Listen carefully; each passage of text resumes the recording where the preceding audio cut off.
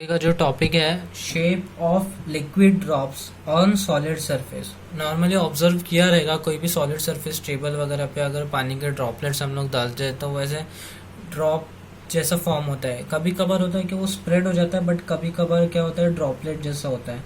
ये जो फिनोमिनन है ये पूरा टोटली किसकी वजह से हो रहा है? It is all because of surface tension. ठीक है, तो सरफेस टेंशन हो रहा है, बट कैसे, क्या कंसेप्ट आ रहा है उसके अंदर? तो बेसिकली सरफेस टेंशन सिर्फ लिक्विड और सॉलिड सरफेस के बीच में नहीं है, तीन टोटल सरफेस टेंशन है जो वहाँ पर हमको देखने को मिलते हैं। ठीक है, तो first one is surface tension, नाम दे रहा हूँ मैं, force due to surface tension at liquid solid interface. जब लिक्विड सॉलिड कांटेक्ट में होगा जब मेरे को फोर्स देखने को मिलेगा सरफेस टेंशन, उसको मैं T1 बोल दिया, एक वो इम्पैक्ट देगा। Second is T2, force due to surface tension at air solid interface. Air और सॉलिड में वही मोमेंट पे कांटेक्ट पर है, तो उसका जो सरफेस टेंशन क्रिएट होने वाला है वो भी क्या देगा? इम्पैक्ट देगा वो ड्रॉपलेट फॉर्मेशन में। Third is force due to surface tension air liquid interface. Basically तीन कॉम्बिनेशंस बनाया एयर सॉलिड लिक्विड का, तीनों का लिया और प्रॉपर्ली T1 T2 T3 क्या कर दिया, नाम दे के रखा है। ठीक है, थोड़ा फिगर से अंडरस्टैंड करते क्या बोल रहा हूँ मैं। तो यहाँ पर एक मैंने क्या लिया, सॉलिड सरफेस ले लिया, उसके ऊपर हो गया ऐसा ड्रॉपलेट जैसा फॉर्म हो गया। ठीक है, तो उसके अंदर एक क्या हो सकता है, T1 देखने को मिले। अब ये T1 क्या है? Sir force due to surface tension between solid and liquid. ठीक है, ये T2 क्या है? T2 जो देखने को मिल रहा है, it is the surface tension force between air and solid. T3 क्या है? T3 is surface tension force due to air and liquid. ठीक है, तो ये तीनों का हम लोग क्या करते हैं, अगर ड्रॉप इधर उधर हवा में उड़ रहा तो है नहीं, वो बेसिकली इक्विलिब्रियम कंडीशन में है। तो इक्विलिब्रियम किस रीजन के वजह से? तो यहाँ पर इक्विलिब्रियम कंडीशन बनाते हैं हम लोग कैसे? यहाँ पर T3 क्या है? ये देखो एंगल ऑफ कॉन्टैक्ट तो बन गया यहाँ पे, थीटा सॉलिड से लेके जो टेंजेंट रहता है वहाँ तक मेजर करता है, वो क्या होता है? एंगल ऑफ कॉन्टैक्ट होता है। तो ये T3 को मैंने क्या किया, रिजॉल्व कर लिया। T3 को अगर रिजॉल्व करूंगा तो ये ऊपर वाला पार्ट T3 साइन थीटा, और यहाँ पर जो दिखेगा वो क्या रहेगा, T3 कॉस थीटा। तो जब इक्विलिब्रियम कंडीशन लगा रहा हूँ मैं वो ड्रॉप पर, तो मेरे को क्या मिल रहा है, T2 equals to T1 plus T3 cos theta. ठीक है, सिंपल है।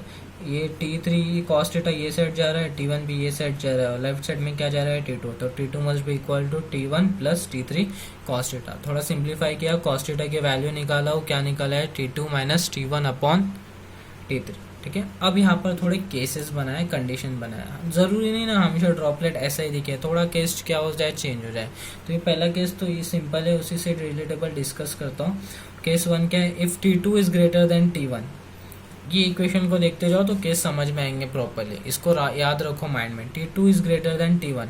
अगर T2 T1 से ग्रेटर है तो इसकी वैल्यू क्या आने वाली है, पॉजिटिव आने वाली। ठीक है, इसकी वैल्यू क्या आने वाली है, पॉजिटिव आने वाली है। और अगर T2 माइनस T1 ये पूरा टर्म अगर क्या है, लेस देन T3, तो इसका जो आंसर है, एक तो वैल्यू पॉजिटिव आएंगे और जो आंसर है वो क्या होगा, लेस देन 1 आने वाला है। ठीक है, तो अगर इसकी वैल्यू अगर पॉजिटिव है तो कॉस थीटा तो क्या हो जाएगा, पॉजिटिव हो जाएगा। ठीक है, और ऑफ कोर्स कॉस थीटा की वैल्यू आने के लिए परफेक्टली तो value must be always less than 1। ठीक है ना, तो अगर 1 से कम है और पॉजिटिव है तो क्या होगा, एंगल ऑफ कॉन्टैक्ट क्या हो जाएगा, एक्यूट एंगल हो जाएगा। सिंपल सा कंसेप्ट। ठीक है, सेकेंड केस क्या है, if T2 is less than T1। अगर T2 is less than T1 और ये जो वैल्यू है जो भी मेरी आ रही है इज लेस देन T3, तो अगर T2 is less than T1 है मतलब ऑफ कोर्स आंसर जो है मेरा क्या आ रहा है, नेगेटिव आ रहा है। ठीक है, और ये तो कंडीशन रहना ही है, मस्ट कंडीशन है, ताकि क्या हो, कॉस का वैल्यू एग्जिस्ट कर सके, क्योंकि कॉस की वैल्यू 0 1 -1 इसके बीच में खेलता है, 1 से ज़्यादा कभी नहीं हो सकता है। ठीक है, तो cos theta is less than 1 रहेगा तो कॉस की कुछ तो वैल्यू मिलेंगी, बट जो आंसर आएगा वो नेगेटिव आ रहा है। आंसर नेगेटिव आ रहा है, इसका मतलब एंगल ऑफ कॉन्टैक्ट क्या हो जाएगा, ऑब्ट्यूज हो जाएगा। यहाँ पर देखो थोड़ा कंडीशन, ये देखो ड्रॉपलेट ऐसा फॉर्म हो रहा है, तो T1 तो प्रॉपर है, T2 भी प्रॉपर है, बट जो T3 है वो देखो हमेशा कहाँ से होता है, सॉलिड सरफेस से लेके जहाँ पे भी टेंजेंट ड्रॉ होता है वहाँ तक। तो ये क्या हो गया, थीटा एंगल ऑफ कॉन्टैक्ट क्या हो जा रहा है, ऑब्ट्यूज हो जा रहा है, मर्क्यूरी वाला कंडीशन हो गया ये। पिछले वाला क्या था, नॉर्मली वाटर ड्रॉपलेट, बट कभी कभार देखे रहेंगे वाटर ड्रॉप्स हमेशा फॉर्म नहीं होते, कभी कभार टोटल स्प्रेड हो जाते हैं, तो वो भी कंडीशन हम लोग देखते हैं कैसे। तो थर्ड केस लिया, if T2 minus T1 is equal to T3, मतलब जो कॉस थीटा का जो मैंने निकाला वैल्यू, कॉस थीटा की जो वैल्यू निकाल लेते हैं T2 minus T1 upon T3 formula था ना, तो ऊपर वाली वैल्यू इज इक्वल टू नीचे वाली वैल्यू, तो आंसर क्या हो गया 1, तो कॉस थीटा क्या हो गया 1, तो थीटा की वैल्यू क्या हो गई 0 हो गई, तो theta is nearly equal to 0। Fourth case देखते हैं, fourth case if T2 minus T1 is greater than T3, मतलब ये वैल्यू अगर T3 से बड़ी हो गई, ये वाली वैल्यू अगर T3 से बड़ी हो गई, मतलब 1 से ज़्यादा हो गई वैल्यू, बट प्रैक्टिकली ऐसा पॉसिबल है क्या, नहीं पॉसिबल है, क्योंकि कॉस थीटा हमेशा क्या होगा, लेस देन 1 में लाई करता है वैल्यू कॉस का, ठीक है। तो अगर बट फिर भी ऐसी कंडीशंस आ रही है, इसका मतलब क्या हो रहा है कि liquid will spread over the surface and drop will not form, चलेगा, मतलब कुछ एंगल ऑफ कांटेक्ट बनेगा ही नहीं ना, एंगल ऑफ कांटेक्ट ही नहीं बनेगा, थीटा की वैल्यू ही नहीं जस्टिफाई हो रही है, इसका मतलब ड्रॉप फॉर्मेशन नहीं होगा, पूरे सरफेस पे क्या हो जाएगा, वो स्प्रेड हो जाएगा, ठीक है। सर ये हम कैसे डिफाइन कर सकते हैं एंगल ऑफ कांटेक्ट, ज़्यादा कम के किस पे डिपेंड करेगा, तो वो factors affecting angle of contact वो हमें देखना है। तो वैल्यू ऑफ थीटा जो एंगल ऑफ कांटेक्ट है वो बेसिकली 3 चीज़ों पर डिपेंड करती है। The first one is nature of liquid and solid in contact, कौन सा मैं ले रहा हूँ मटेरियल, सॉलिड का और लिक्विड का जो ले रहा हूँ ऑफकोर्स उस पर डिपेंड करेगा, उस पर तो हम लोग और कुछ चेंजेस ला भी नहीं सकते, ठीक है। सेकेंड वन इज इम्प्योरिटीज, अगर इम्प्योरिटीज आ रही है तो उसके ऊपर से एंगल ऑफ कॉन्टेक्ट में वेरिएशन आता है क्या, वो हम लोग देखेंगे। फिर third one is temperature of liquid, sir अब तक की टेम्परेचर आया ही नहीं पिक्चर में, अभी आया है टेम्परेचर, देखते हैं क्या इम्पैक्ट देता है सरफेस टेंशन पर भी और एंगल ऑफ कांटेक्ट में भी। एक शॉर्ट में मैंने अभी बता के रख दिया है सिंपल टर्म्स में कि टेम्परेचर अगर बढ़ेगा तो एंगल ऑफ कांटेक्ट क्या होने वाला है, बढ़ने वाला है, ठीक है। आगे देखते हैं कैसे। तो फर्स्ट वन तो कुछ नहीं, नेचर है तो उसके ऊपर अकॉर्डिंगली वो क्या करेगा, वेरी करने वाला है angle of contact. But impurity आने से क्या इम्पैक्ट देता है सरफेस टेंशन और एंगल ऑफ कांटेक्ट पे, वो देखते हैं, ठीक है। तो इम्प्योरिटी इफेक्ट में सॉल्युबल सब्सटेंसेस लाइक सॉल्ट हो गया, वो क्या करेगा, इंक्रीज करेगा सरफेस टेंशन ऑफ वाटर। हाँ, तो जो एंगल ऑफ कांटेक्ट किस पे डिपेंड करेगा, 3 चीजों पर, nature of liquid and solid in contact, ठीक है।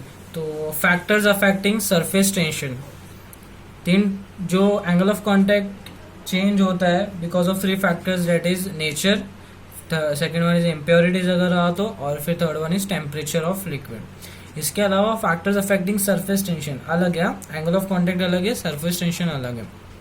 तो सरफेस टेंशन को क्या चीज़ें इम्पैक्ट करती है, क्या अफेक्ट करती है, तो फर्स्ट वन इज इम्प्योरिटी, कैसे वो देखते हैं। तो सॉल्युबल सब्सटेंस लेता हूँ मैं अगर सॉल्ट, तो वो क्या करेगा, बेसिकली सरफेस टेंशन को क्या करेगा, इंक्रीज करेगा, ठीक है। ये मैं एक बार पूरे पॉइंट्स डिस्कस करता हूँ, फिर उसको रिलेट करते हैं, थोड़ा सोचते हैं उसके ऊपर प्रॉपरली, ठीक है। फिर second one is sparingly soluble substance like phenol या फिर सर्फ एक्सेल, जो तुम लोग डिटर्जेंट्स वगैरह यूज करते हो, वो क्या करता है, डिक्रीज करता है सरफेस टेंशन ऑफ वाटर, ठीक है। तो क्या कर रहा है, बेसिकली हेल्प कर रहा है इन वॉशिंग क्लोथ्स या फिर फैब्रिक्स वगैरह। Third one is insoluble substance, जो सॉल्युबल है ही नहीं, बिल्कुल भी नहीं, क्या करते हैं, डिक्रीज करते हैं सरफेस टेंशन ऑफ वाटर। क्यों ऐसा हो रहा है, कोहेसिव फोर्स क्या हो रहा है, डिक्रीज हो रहा है, अफेक्ट्स एंगल ऑफ कांटेक्ट, ठीक है। कैसे, अभी देखो प्रॉपर्ली। सरफेस टेंशन जब मैं बोल रहा हूँ तो माइंड में लाओ कोहेसिव फोर्स की मैं बात कर रहा हूँ।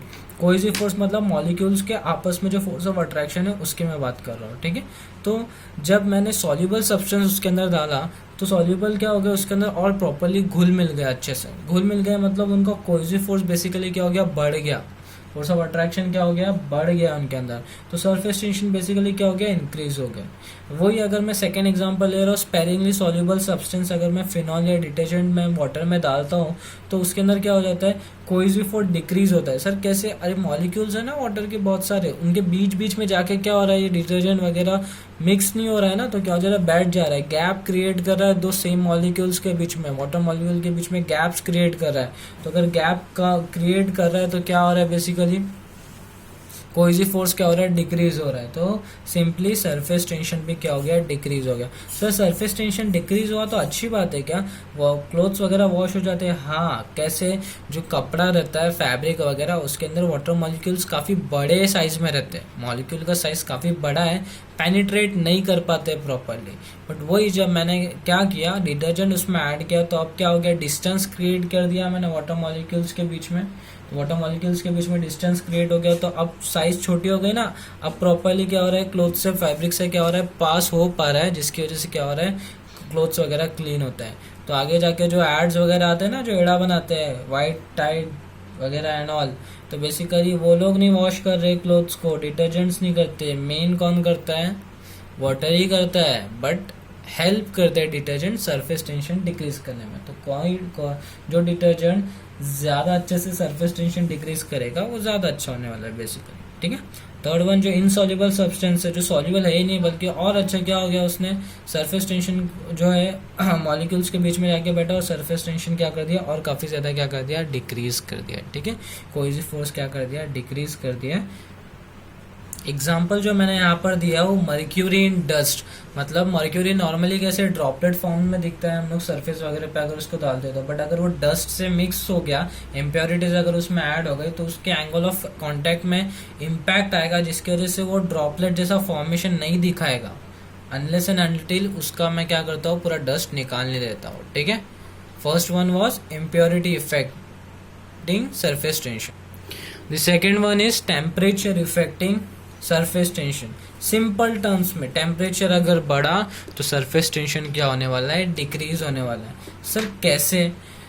सिंपल सा कंसेप्ट है ना, देखना, टेम्परेचर बढ़ाया, मॉलिक्यूल्स में एक्साइटेशन आ गया, इधर उधर बहुत सारी एनर्जी मिल गई, उसको इधर उधर भागना था, तो पहले क्या था, फोर्स ऑफ अट्रैक्शन था, आपस में बॉन्ड वगैरह फॉर्म करके रखा, तो कोई फोर्स अच्छा खासा था। बट मैंने हीट किया, टेम्परेचर बढ़ाया, एनर्जी ज़्यादा मिल गई, तो क्या होगा, रैंडमली इधर उधर भागने लग गया। अगर इधर उधर भाग रहा है तो बेसिकली कोई फोर्स क्या हो गया, डिक्रीज हो गया। सिंपल टर्म्स में सरफेस टेंशन क्या हो गया, उसका डिक्रीज हो गया, ठीक है।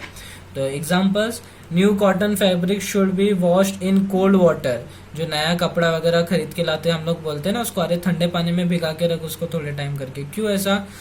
क्योंकि due to high surface tension cloth does not lose colour.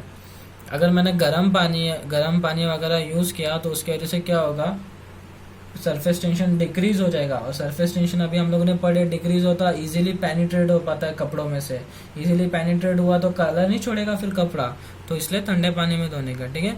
Hot water is use to remove stains. Hot water जो है वो हम लोग यूज़ करते हैं टू रिमूव स्टेन्स। अगर दाग वगैरह लग जाते हैं ना, उसको गर्म पानी में थोड़ी देर भिगा के रखो तो दाग निकल जाते हैं, दाग अच्छे होते हैं। वो सब कुछ नहीं, सरफेस टेंशन पे पूरा डिपेंड करता है, दाग निकालना है नहीं निकालना है करके, ठीक है। बट एक्सेप्शन कुछ केस होते हैं हमेशा, जैसे कि यहाँ पर मॉल्टन कॉपर और मॉल्टन कैडमियम, ठीक है। यहाँ पर क्या होता है, टेम्परेचर अगर मैंने बढ़ाया तो सरफेस टेंशन इनका क्या होता है, इंक्रीज होते जाते हैं, ठीक है। एक डेफिनेशन है छोटा सा, surface tension of a liquid becomes zero eight critical temperature. एक टेम्परेचर है, हर मटेरियल के ऊपर डिपेंड होगा, एक टेम्परेचर जहाँ पर क्या हो जाए, सरफेस टेंशन क्या हो जाए, जीरो हो जाए, वो टेम्परेचर को हम लोग क्या बोलते हैं, क्रिटिकल टेम्परेचर, ठीक है। चलेगा, it's done for temperature affecting surface tension. चल, जब से बहुत थेरी हो गया, बोर कर दिया, अभी डेरिवेशंस करते हैं, ठीक है। चलिए डेरिवेशन देखते हैं। Formation of drops and bubbles. ये जो हम लोग का जो ड्रॉप बनते हैं ना, ड्रॉपलेट वगैरह, जो बारिश होती है, तो वो क्यूब फॉर्म में क्यों नहीं आता है, स्क्वायर फॉर्म में क्यों नहीं आता है, सिलेंड्रिकल स्ट्रक्चर में क्यों नहीं आता है, स्फीयर फॉर्म में क्यों आ रहा है, ड्रॉप क्यों बन रहा है, बबल क्यों बन रहा है, वो हम लोग यहाँ पे देखेंगे, ठीक है। कैसे हो रहा है इम्पैक्ट उसका देखते हैं। Drops does not collapse because resultant of external pressure and force of surface tension is smaller than the pressure inside the drop। कुछ नहीं समझा बाउंसर, मैं बता रहा हूँ। एक अगर लिक्विड ड्रॉपलेट मैंने ले लिया, एक लिक्विड ड्रॉपलेट, तो उसके अंदर क्या क्या फैक्टर्स हो सकते हैं। एक तो बाहर का जो एटमॉस्फेरिक प्रेशर है, कोई भी प्रेशर है, इम्पैक्ट है, वो प्रेशर रहेगा। और जो सरफेस टेंशन है, टेंशन की वजह से जो फोर्स क्रिएट हो रहा है, फोर्स की वजह से जो प्रेशर फैक्टर आ रहा है, वो जो है दोनों का मिला के जो भी प्रेशर ले रहा हो ना, वो और लिक्विड के अंदर में जो प्रेशर है, इनसाइड प्रेशर जो है, वो कंपेयर करूंगा बाहर के जो दो प्रेशर की मैंने बात किया उन दोनों से, वो ज्यादा होता है। ठीक है, ज्यादा होता है। जो अंदर का प्रेशर है वो बाहर जो प्रेशर जो भी एक्ट कर रहा है उससे क्या है, ज्यादा है। That is the reason drop does not collapse. ठीक है, तो अगर ये प्रेशर ज्यादा है, क्यों है, ताकि क्या है, ड्रॉप फॉर्म रहे प्रॉपरली। अगर प्रेशर सेम रहा या फिर बाहर का प्रेशर ज्यादा रहा तो क्या हो जाएगा, सिंपल टर्म्स में कोलैप्स हो जाएगा। ठीक है, तो सर ये कितना ज्यादा है, अगर अंदर का प्रेशर है बाहर से कंपैरेटिवली ज्यादा है तो कितना, तो ये डेरिवेशन में हम लोग वो कैलकुलेट करने वाला है। ठीक है, तो कुछ डिफाइन करके रखे टर्म्स।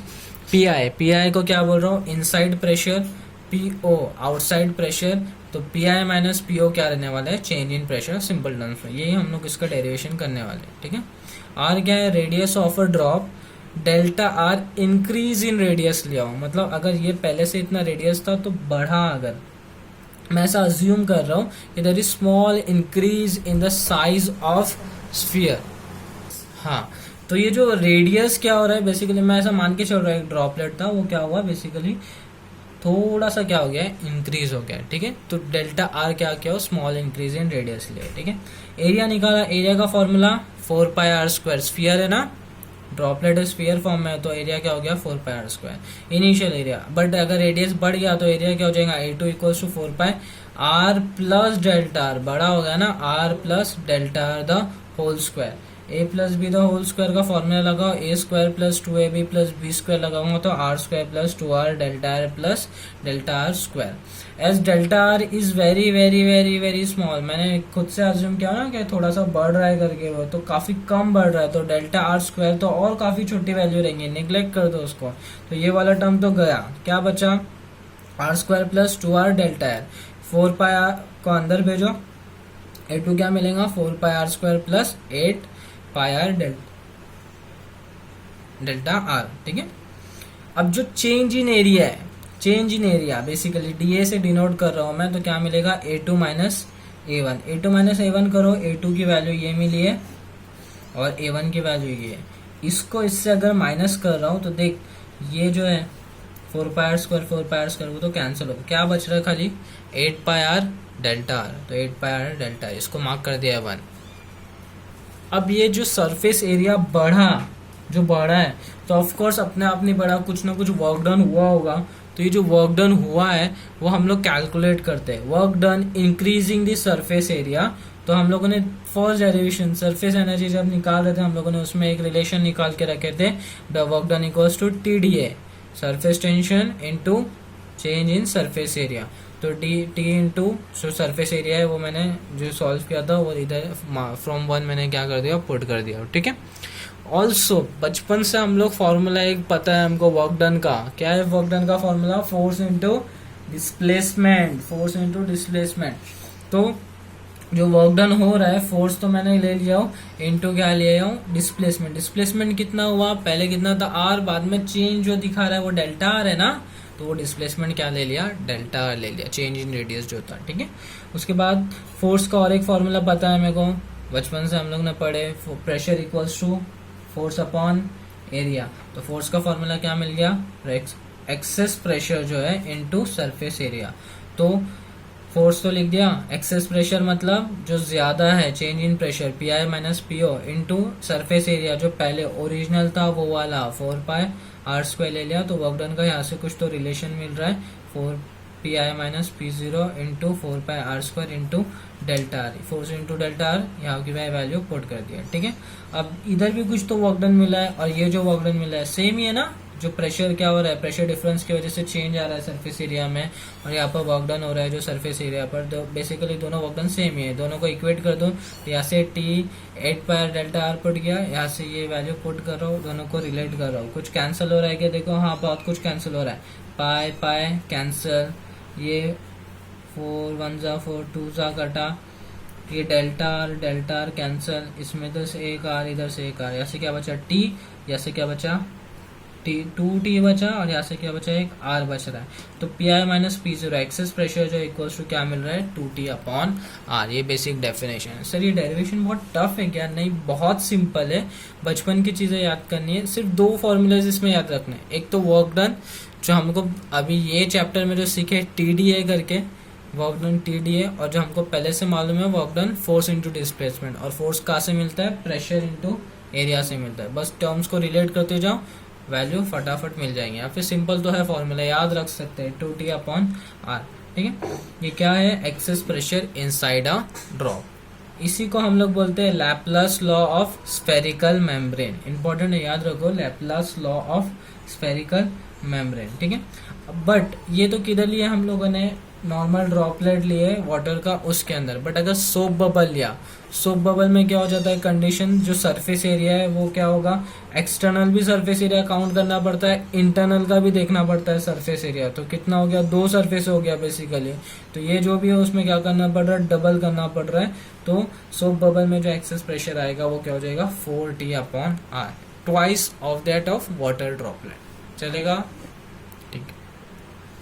ये तो हमने ड्रॉपलेट या फिर सोप बबल स्ट्रक्चर लिया, उसके अंदर एक्सेस प्रेशर देखा है। बट अगर एक नॉर्मल फ्री सरफेस लेते हैं लिक्विड का, तो उसके ऊपर भी एक्सेस प्रेशर होता है क्या, वो देखते हैं, ठीक है। तो ऑफ कोर्स होता है excess pressure across free surface of liquid, ठीक है। Force acting tangential to surface because of surface tension, ये हम लोगों ने कर चुके हैं डिस्कस। जो फोर्स एक्ट कर रहा है उसके अंदर ऑफकोर्स जो क्या है, सरफेस के टेंजेंशियल है, ठीक है। This force contributes in deciding pressure at point just below the surface. ये जो फोर्स हम लोग जब से पढ़े ना, सरफेस टेंशन की वजह से जो कॉज हो रहा है, वो क्या करता है, डिसाइड करता है प्रेशर जो रहेगा सरफेस के जस्ट बिलो, जो सरफेस है उसके जस्ट बिलो में कितना प्रेशर है वो डिसाइड करने वाला है, ठीक है। चलो तो थोड़े कंसिडरेशंस वगैरह लेते हैं यहाँ पर। Let FA be the downward force due to atmospheric pressure.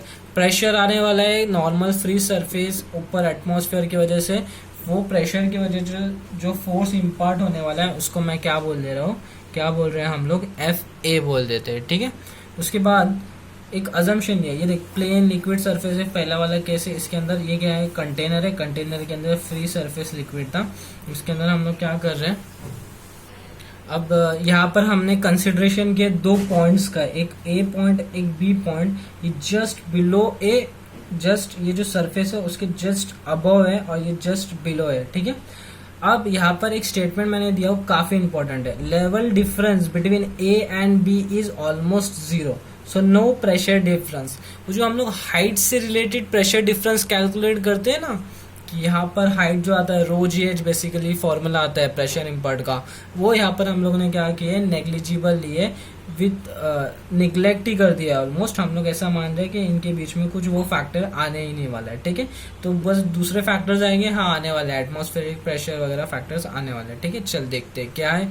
First case लेते हैं, प्लेन लिक्विड सरफेस, एक सीधा लिक्विड सरफेस है, ठीक है, सीधा लिक्विड सरफेस। अब तक हम लोगों ने जो डिस्कस किया उसमें देखा है कि कभी कभार क्या होता है, कॉनकेव बनता है, कॉनकेव मिनिस्कस, कभी कभार कॉन्वेक्स मिनिस्कस बनता है, या फिर नॉर्मल कंडीशंस क्या है, फ्री लिक्विड प्लेन जैसा स्ट्रक्चर है। अब वहां पर जब मैं देख रहा हूँ तो यहाँ पर टेंजेंशियली एक्ट करेगा सरफेस के ऊपर, तो सब फोर्सेस ऐसे ही दिखने वाले हैं। ये क्या है, FT, टेंजेंशियल फोर्स एक्ट कर रहा है फ्री लिक्विड सरफेस के ऊपर। अब इसके ऊपर जो इम्पार्ट आने वाला है वो कौन सा रहने वाला है, एटमॉस्फेरिक का आने वाला है, A के ऊपर आएगा, एटमॉस्फेरिक का आएगा, ठीक है। अब यहाँ पर कुछ और फैक्टर्स नहीं है, उसकी वजह से क्या हो जाएगा, जो A के ऊपर इम्पार्ट होने वाला है वही फोर्स क्या आने वाला है, B के ऊपर भी इम्पार्ट होने वाला है। मतलब अगर मैं प्रेशर के टर्म्स में बोलूँ फोर्स को छोड़ के, तो क्या हो जाएगा, जो प्रेशर A पर रहने वाला है वही सेम प्रेशर किस पे होने वाला है, B पर होने वाला है। सिंपल टर्म्स में याद रखो, प्लेन लिक्विड सरफेस दिखा, प्लेन लिक्विड सरफेस पे प्रेशर सेम रहेगा, ऊपर नीचे कहीं भी जाओ प्रेशर क्या रहेगा, सेम रहने वाला है, ठीक है। सेकेंड केस क्या है, second case convex liquid surface अगर मैंने लिया, इंटरेस्टिंग है, ध्यान दो, कॉन्वेक्स टाइप स्ट्रक्चर ले लिया, एक पॉइंट ऊपर है A, एक बिलो है B, ठीक है। अब जब यहाँ पर मैं देख रहा हूँ तो जो टेंजेंशियल फोर्स जो एक्ट कर रहा है वो थोड़ा नीचे की तरफ है, दिख रहा है, ये जो FT है ये थोड़ा डाउनवर्ड है। अब यहाँ पर देख रहा हूँ, हर जगह देखूंगा तो क्या होगा, थोड़ा नीचे की तरफ एक्ट कर रहा है। तो इसका जो रिजल्टेंट इम्पैक्ट रहेगा, ये जो B के ऊपर रिजल्टेंट इम्पैक्ट रहेगा वो किधर रहेगा, डाउनवर्ड ऐसा रहेगा, नेट फोर्स क्या रहेगा, डाउनवर्ड रहेगा, ठीक है, B के ऊपर, क्यों? Because of convex. हम लोगों ने देखा था कॉन्वेक्स अगर स्ट्रक्चर आता है, कॉन्वेक्स अगर स्ट्रक्चर आता है तो क्या होता है, डाउनवर्ड फोर्स टेंजेंशियल देखने में मिलता है, उसका नेट इम्पैक्ट किधर आ रहा है, डाउनवर्ड आ रहा है, ठीक है। और ए तो किधर है, एटमॉस्फेयर में ना, तो एटमॉस्फेयर के ऊपर पहले से एफ ए आ रहा था। एफ ए क्या था, पहले ही बताया था, एटमॉस्फेरिक प्रेशर को एफ ए बोला था, ठीक है। एफ ए आ रहा है, तो नेट इम्पैक्ट जो आ रहा है, नेट इम्पैक्ट जो बी के ऊपर आ रहा है वो क्या हो रहा है, एफ ए का भी इम्पैक्ट है और एफ टी का भी इम्पैक्ट है। तो अगर इसको अब मैं प्रेशर के टर्म्स में रिलेट किया तो ए के ऊपर सिर्फ एक फोर्स था तो एटमॉस्फेरिक प्रेशर था, बट बी के ऊपर क्या हो गए, दो फोर्स आ गए। रिजल्टेंट इम्पैक्ट क्या हो जाएगा, तो प्रेशर क्या हो जाएगा, बी के ऊपर ज्यादा हो जाएगा ना। तो अगर बी के ऊपर प्रेशर ज्यादा हो गया तो pressure at B will be greater than pressure at A, simple. या फिर शॉर्ट में जब भी कॉन्वेक्स दिखा तो कॉन्वेक्स में हमेशा क्या होने वाला है, प्रेशर एट बी, मतलब कॉन्वेक्स अंदर वाला प्रेशर ज्यादा रहेगा कंपेयर टू बाहर वाला प्रेशर, ठीक है। थर्ड केस क्या है, concave liquid surface. Concave liquid surface देखते हैं अभी, कॉनकेव स्ट्रक्चर है, दिख रहा है कॉनकेव। अब यहाँ पर क्या होगा, ऊपर की तरफ दिख रहा है थोड़ा जाते हुए, तो इसका ऊपर की तरफ टेंजेंशियल फोर्स जाते हुए दिख रहा है एफ टी। इसका जो नेट इम्पैक्ट रहने वाला है वो किधर रहेगा, वर्टिकली अपवर्ड रहेगा, ठीक है। वर्टिकली क्या हो जाएगा, अपवर्ड हो जाएगा। अब ए के ऊपर तो वही एटमॉस्फेरिक प्रेशर था, उसकी वजह से जो फोर्स आया एफ ए, बट बी के ऊपर कौन सा आ रहा है, एफ टी। अब बी ने क्या किया, अपवर्ड डायरेक्शन है ना, और एफ इन डाउनवर्ड डायरेक्शन है, तो क्या हुआ, थोड़ा बहुत कैंसल आउट किया, थोड़ा बहुत कैंसल आउट कर रहे हैं, बचा कुचा जो है इम्पैक्ट वो आएगा बी के ऊपर। नेट इम्पैक्ट देख रहा हूं ना, ए के ऊपर क्या है, एफ ए पूरा अच्छा खासा एफ है, बट बी के ऊपर क्या है, एफ टी। एफ ए में से एफ टी निकाल दिया, वैल्यू कम हो गई, थोड़ी कम हो जा रहा है इम्पैक्ट, तो फिर बी के अंदर क्या हो जा रही है, वैल्यू कम हो जा रही है फोर्स की। तो अगर इसको प्रेशर में रिलेट किया तो पी ए प्रेशर था, बट जब बी पे गया तो क्या हो गया, प्रेशर की वैल्यू क्या हो गई, कम हो गई। तो क्या रिलेशन मिल रहा है, pressure at B will be less than pressure at A. Simple terms में कॉनकेव दिखा, जहां पर हिस्सा दिख रहा है, जो जहाँ पे ऐसा बन रहा है सेक्शन, वहां पर क्या होता है, हमेशा प्रेशर ज्यादा होता है। जहाँ पर ये सेक्शन आता है जिसके अंदर आता है, वहां पर क्या होता है, प्रेशर ज्यादा होता है। सिंपल टर्म्स में याद रखने का। यहाँ पर क्या होगा, बी के ऊपर प्रेशर ज्यादा होगा, यहाँ पर कहाँ पर होगा, ए के ऊपर प्रेशर ज्यादा होगा। जहाँ पे चंदा मामा बना वहां पर प्रेशर ज्यादा, सिंपल, ठीक। अब ये जो सेम फिनोमिनन हम लोगों ने देखे ना, चंदा मामा वाला पार्ट, वो कैपिलरी एक्शन में हमको हेल्प करेगा, कैसे हैपन होता है capillary action. Sir capillary action है क्या, basically it is a phenomenon of rise और fall of liquid inside a capillary tube when it is dipped in the liquid is called capillarity, ठीक है। Capillary tube क्या है, simple सा structure रहता है, ग्लास ट्यूब रहता है, बहुत पतला रहता है, जो उसका डायमीटर रहता है it almost near to 1 mm या फिर उससे भी काफी कम रहता है, काफी पतला। उसको क्या करता हूँ मैं, कोई भी लिक्विड सॉल्यूशन है उसके अंदर क्या करता हूँ, डिप करता हूँ। वो डिप करने की वजह से क्या होता है, उसके अंदर कभी कभार राइज देखने को मिलता है या फिर कभी कभार उसके अंदर फॉल देखने को मिलता है, ठीक है। तो राइज और फॉल ये जो देखने को मिल रहा है, इसी को हम लोग क्या बोलते हैं, कैपिलरी एक्शन बोलते हैं, ठीक है। तो ये कैपिलरी एक्शन हो रहा कैसी है, जो हम लोगों ने पीछे फिनोमेना देखा वो सेम इसके अंदर अप्लाई करने वाला है, ठीक है। मैं एक केस बताऊंगा कैपिलरी फॉल का, तुम लोग को होमवर्क पार्ट खुद से करना है, कैपिलरी राइज का कैसे हो रहा है करके, ठीक है।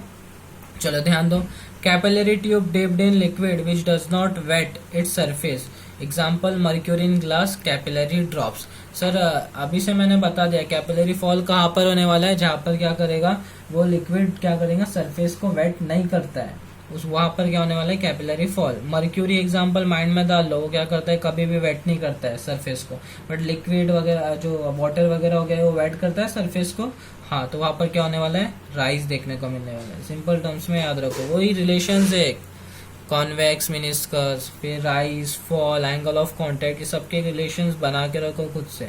चल यहाँ पर देख एक स्ट्रक्चर, ये क्या दिख रहा है, कॉन्वेक्स टाइप दिख रहा है। अब फर्स्ट केस है, सेकंड केस नीचे की तरफ है। फर्स्ट में क्या है, जो प्रेशर एट बी है is greater than pressure at A. देखिए कैपिलरी है तो यहाँ पर अच्छा खासा कॉन्वेक्स जैसा बना है। मैंने क्या बताया था, जहाँ पर चंदा मामा बना है उधर क्या रहता है, प्रेशर ज्यादा रहता है, तो नीचे की तरफ दिख रहा है तो प्रेशर एट बी क्या रहेगा, ज्यादा रहेगा। प्रेशर एट बी क्या रहेगा, ज्यादा रहेगा कंपेयर टू प्रेशर एट ए, लिख दिया मैंने, ठीक है। अब यहाँ पर ए और सी के बीच में कंपैरिजन है, थोड़ा घूम के जा रहे हैं वहां से, पर ध्यान दो ए और सी में कंपैरिजन है। ये किधर है? एटमॉस्फेयर में। ये सी किधर है? ये भी एटमॉस्फेयर में। तो एटमॉस्फेरिक प्रेशर तो हर जगह सेम ही रहता है, तो P A is equals to P C. ठीक है, अब ये वाला केस ले, पहले इन दोनों में रिलेट किया, ऐसा जा रहा हुआ घूम के, ऐसा ऐसा जा रहा हुआ घूम के, इन दोनों में रिलेशन लिया, ए और सी में लिया। अब यहाँ पर देखता हूँ सी और डी में, ये कौन सा वाला टाइप दिख रहा है? ये फर्स्ट केस है।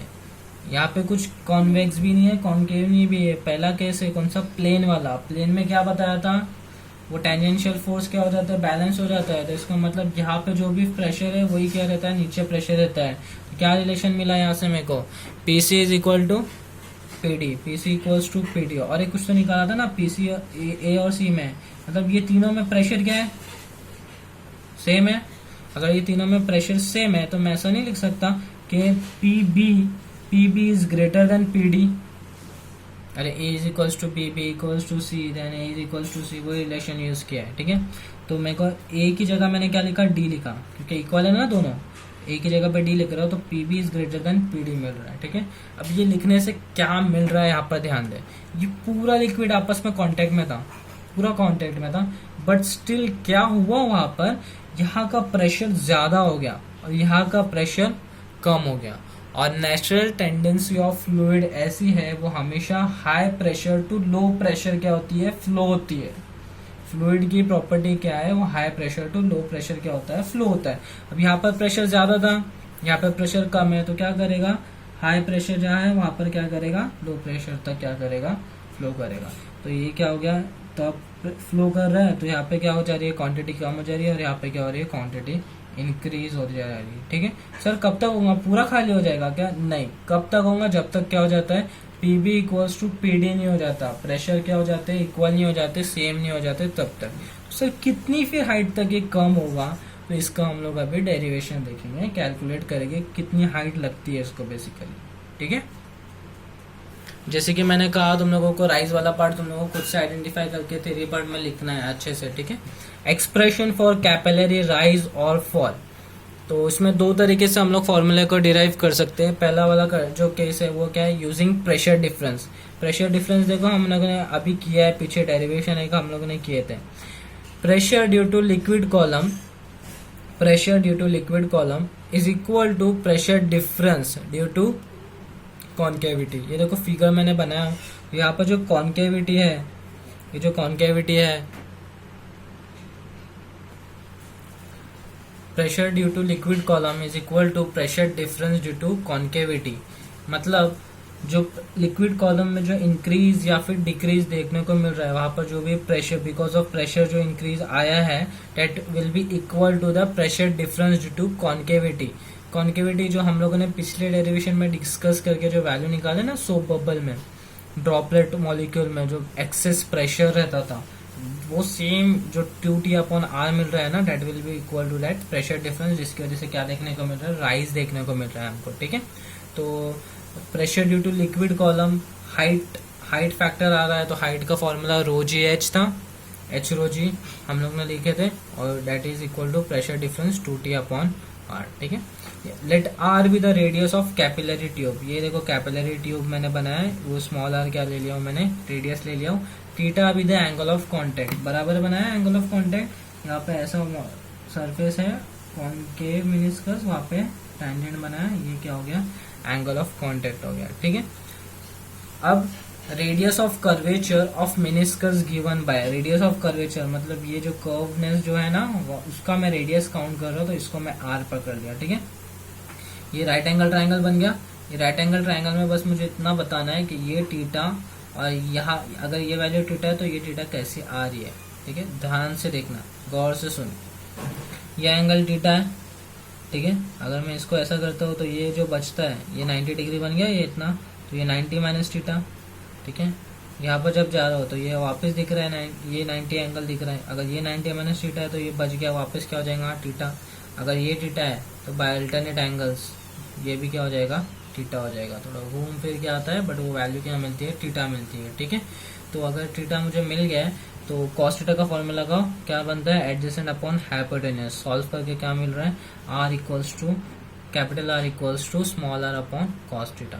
तो वैल्यू को सिंप्लीफाई किया था पहले से, H rho ji equals to 2t upon R, R की जगह पे क्या लिख रहा हूँ, आर अपॉन कॉस थीटा। तो H rho ji equals to 2t cos theta upon R. Height कितना हाइट से इंक्रीज हो रहा करके क्या मिला उसकी वैल्यू, रो जी को उधर भेज दिया तो क्या मिल रहा है 2t cos theta upon rho R G. ये तो हम लोगों ने किसी के थ्रू निकाला है, प्रेशर डिफरेंस के थ्रू निकाला है। अब हम इसको फोर्स फैक्टर के थ्रू निकालते हैं। जो सेकंड जो केस है वो क्या है, यूजिंग फोर्सेस, फोर्स यूज करके हम लोग निकालते हैं। ध्यान दो थोड़ा, ठीक है। तो यहाँ पर जो फोर्स अगर मैं वर्ड यूज कर रहा हूँ तो कौन सा फोर्स, सरफेस टेंशन की वजह से जो फोर्स एक्ट कर रहा है वो फोर्स की मैं बात कर रहा हूँ। तो ये जो सरफेस के ऊपर है हर जगह पे क्या कर रहा है, सरफेस टेंशन एक्ट कर रहा है, फोर्स आ रहा है उसके ऊपर इम्पार्ट।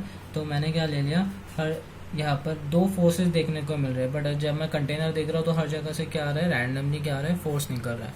ये जो एफ टी है और ये वाला पार्ट क्या है, angle of contact, angle of contact ये रहता है, बट वर्टिकली अपोजिट एंगल से ये क्या हो गया, एंगल ऑफ कॉन्टैक्ट बाहर की तरफ निकाला है। अब ये जो एफ टी है इसको मैंने रिजॉल्व किया, रिजॉल्व करके क्या निकाला है, ये वाला पार्ट एफ टी जो एंगल के साथ रहता है उसको मैं क्या बोलता हूँ, कॉस, जो बच जाता है उसको क्या बोलता हूँ, साइन। तो ये जो टर्म मिल रहा है वर्टिकल वाला उसको मैं क्या बोल रहा हूँ, एफ टी कॉस थीटा, ठीक है। एफ टी साइन थीटा लिखा नहीं हो क्योंकि उसका यूज आएगा ही नहीं, देखते क्यों ऐसा हो रहा है, ठीक है। अब ये मैंने एक जगह पे लिया कंटेनर, बट ये हर जगह पे है। ये जो एफ टी कॉस थीटा जो वर्टिकल मिला मुझे वो सिर्फ एक पॉइंट पे लिया, बट ये हर जगह पर है, यहाँ पर जो दिख रहा है। तो ये हर जगह पे मैं अगर देखूंगा तो टोटल कितने एफ टी कॉस थीटा ऐसे, तो जितना इसका सरकमफरेंस है उतना इसका कितना सरकमफरेंस होगा, सरकमफरेंस का फॉर्मूला क्या होता है, 2πr। तो सरफेस टेंशन जो मैं देख रहा हूँ टी इंटू क्या ले रहा हूँ, t/r ले रहा हूँ, ठीक है, बट टी इंटू 2πr ले रहा हूँ, ठीक है। बट मुझे जो टेंशन मिल रहा है वो मुझे किसके टर्म्स में लेना है, सिर्फ वर्टिकल डायरेक्शन में। क्यों, क्योंकि जब मैं राइज देख रहा हूँ, वाटर का जो क्या हो रहा है, राइज हो रहा है, तो वो अगेंस्ट ही ग्रेविटी जा रहा है, ठीक है।